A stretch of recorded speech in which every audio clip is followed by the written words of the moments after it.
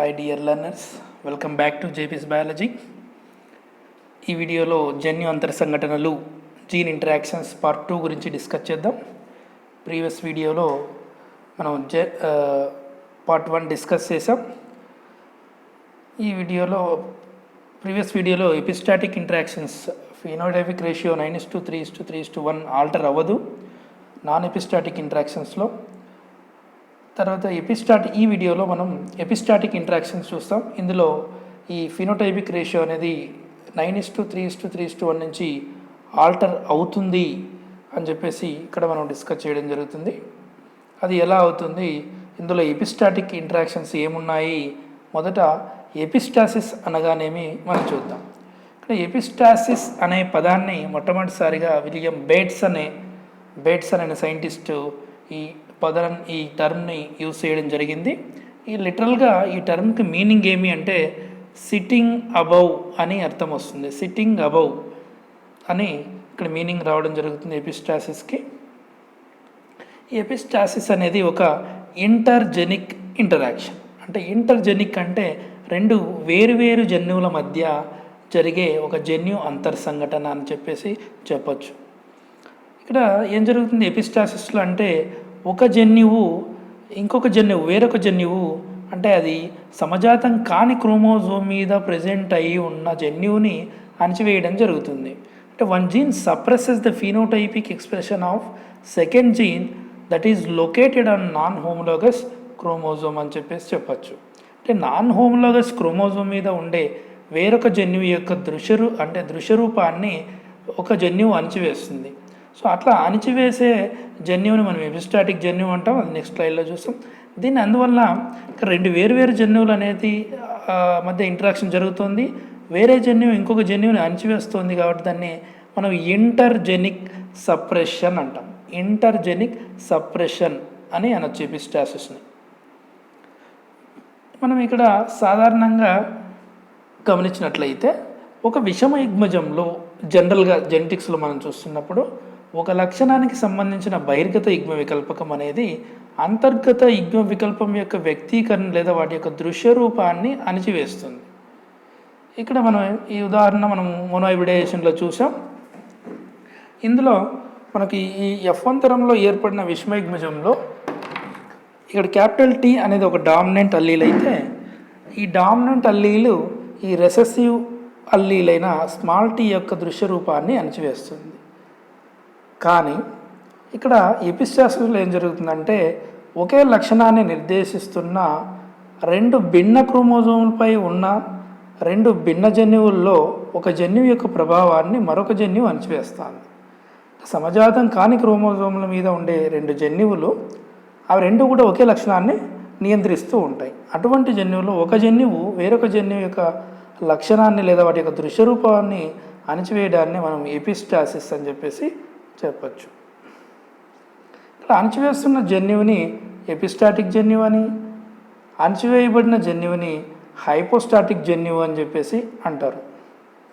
ఇక్కడ ఎపిస్టాటిక్ ఇంటరాక్షన్స్ని ఫర్దర్గా మనము ఈ 6 రకాలుగా విభజించవచ్చు. ఈ వీడియోలో మొదట మనం ఫస్ట్ 2 టైప్స్ చూద్దాం. నెక్స్ట్ వీడియోలో మరి తర్వాత మిగతావన్నీ డిస్కస్ చేయడం జరుగుతుంది. ఇక్కడ first one dominant epistasis, next recessive epistasis, duplicate dominant epistasis, duplicate recessive epistasis, dominant recessive epistasis, దాన్ని మనం ఇన్హిబిటరీ జీన్ యాక్షన్ అంటాం. Duplicate gene and cumulative effect, దీన్ని మనం డామినెంట్ జీన్ ఇంటరాక్షన్ అంటాం. సో ఇక్కడ గమనించినట్లయితే వాటి యొక్క దృశ్యరూప నిష్పత్తులు F2 జనరేషన్లో ఇక్కడ అన్నీ కూడా 9:3:3:1కి అగెనిస్ట్గా ఉన్నాయి. అంటే వాటికి ఆల్టర్ అయిందనమాట. 9:3:3:1 అనే దృశ్యరూప నిష్పత్తి ఇక్కడ అన్ని ఎపిస్టాటిక్ ఇంటరాక్షన్స్లోనూ ఆల్టర్ అవ్వడం జరిగింది. మనం మొట్టమొదటిగా డామినెంట్ ఎపిస్టాసిస్ని చూసినట్లయితే ఇక్కడ దృశ్యరూప నిష్పత్తి F2లో మనకు 12:3:1గా ఉంటుంది. ఇక్కడ డామినెంట్ ఎపిస్టాసిస్లో మనం ప్రధానంగా ఈ లక్షణాన్ని గుర్తుంచుకోవాలా. ఇక్కడ డామినెంట్ అంటే అది హోమోజైగస్ డామినెంట్ కావచ్చు లేదా హెట్రోజైగస్ కండిషన్లో అయినా ఉండొచ్చు. ఆ డామినెంట్ జీన్ అనేది a dominant epistatic gene suppress the phenotype of hypostatic gene. ఇక్కడ ఎపిస్టాటిక్ జీన్ అనేది డామినెంట్ కండిషన్లో ఉంటే మిగతా జన్యువు వేరే జన్యువు యొక్క ఫీనోటైప్ని అది అణచివేయడం జరుగుతుంది.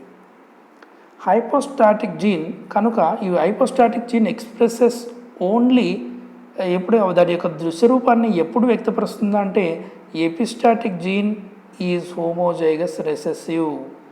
ఎపిస్టాటిక్ జీన్ అనేది ఎప్పుడైతే హోమోజైగస్ రెసెసివ్ కండిషన్లో ఉంటుందో అప్పుడే ఈ హైపోస్టాటిక్ జీన్ అనేది దాని దృశ్యరూపాన్ని వ్యక్తపరుస్తుంది.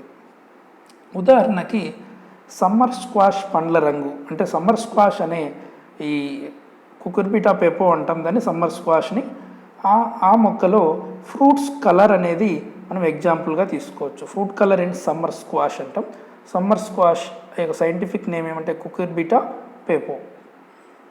ఈ సమ్మర్ స్క్వాష్లో ఫ్రూట్స్లో సాధారణంగా తెలుపు, పసుపు మరియు ఆకుపచ్చ రంగు గల ఫ్రూట్స్ అనేటివి ఏర్పడుతూ ఉంటాయి సమ్మర్ స్క్వాష్లో.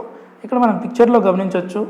ఇక్కడ తెలుపు రంగు చూస్తున్నాం, తర్వాత పసుపు చూస్తున్నాం, తర్వాత ఆకుపచ్చ చూస్తున్నాం. సో ఈ విధంగా కుకుర్బిటా పెపో లేదా సమ్మర్ స్క్వాష్లో త్రీ టైప్ కలర్స్ ఫ్రూట్స్ అనేటివి ఏర్పడుతూ ఉంటాయి. ఇందులో తెలుపు రంగును నియంత్రించే జన్యువు పసుపు రంగు మీద బహిర్గతాన్ని ప్రదర్శిస్తూ ఉంటుంది. అదేవిధంగా ఆకుపచ్చ రంగు మీద కూడా బహిర్గతాన్ని ప్రదర్శిస్తూ ఉంటుంది. సో తెలుపు రంగు అనేది పసుపు మరియు ఆకుపచ్చ రంగుల మీద బహిర్గతత్వాన్ని ప్రదర్శిస్తుంది.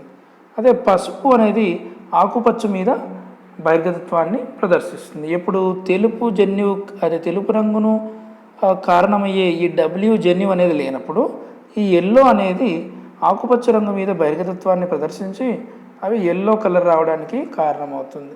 మనం ఇక్కడ ఈ విషయాన్ని మనం ఎట్లా తెలుసుకోవచ్చు అంటే ఒక తెలుపు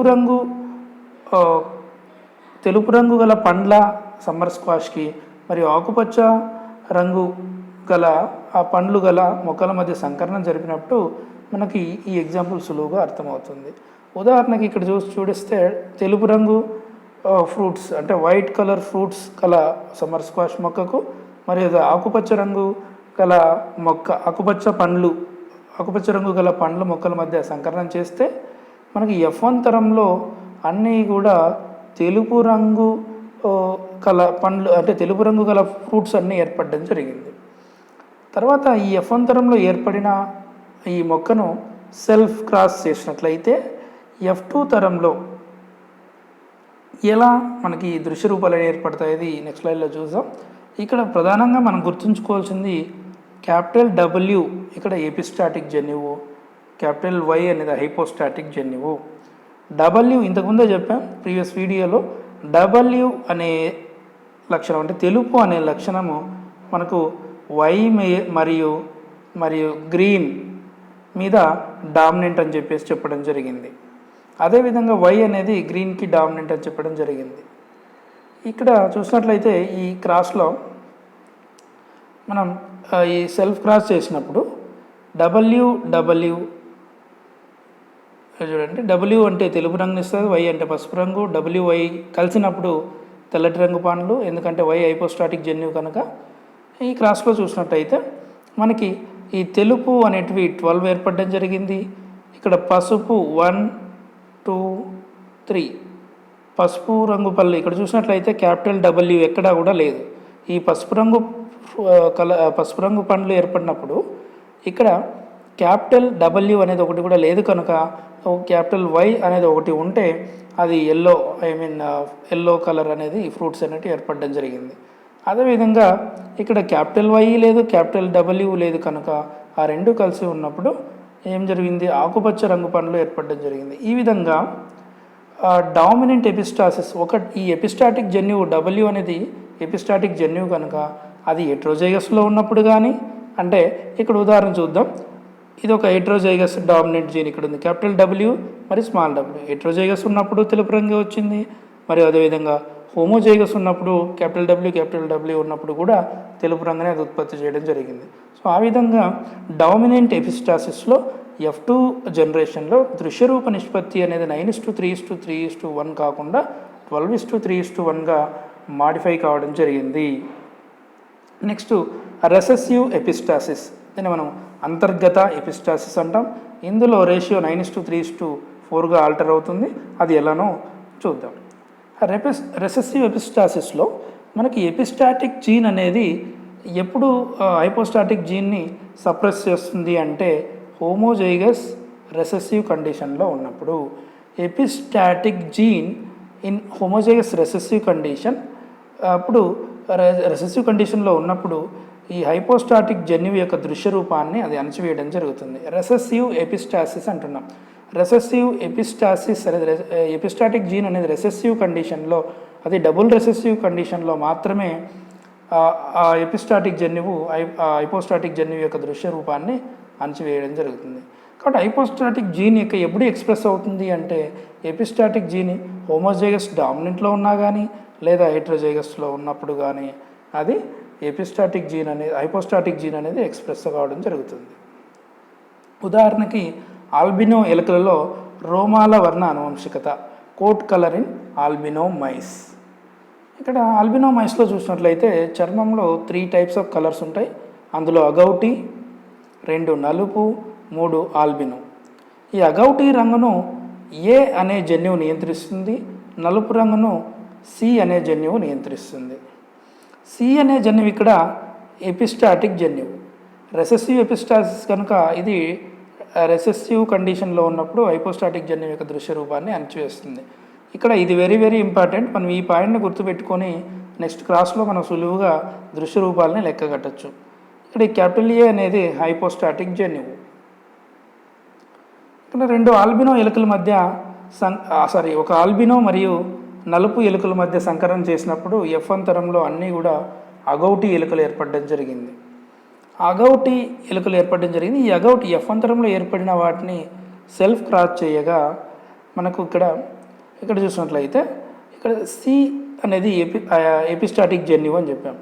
ఎప్పుడైతే అది డబుల్ రెసెసివ్ కండిషన్లో ఉందో, ఫర్ ఎగ్జాంపుల్ ఆల్బినో ఇక్కడ ఒకటి, ఇక్కడ ఒకటి, ఈ డబుల్ రెసెసివ్ కండిషన్లో మాత్రమే అది ఎపిస్టాటిక్ జన్యువు యొక్క హైపోస్టాటిక్ జన్యువు యొక్క దృశ్య రూపాన్ని అణచివేయడం జరిగింది.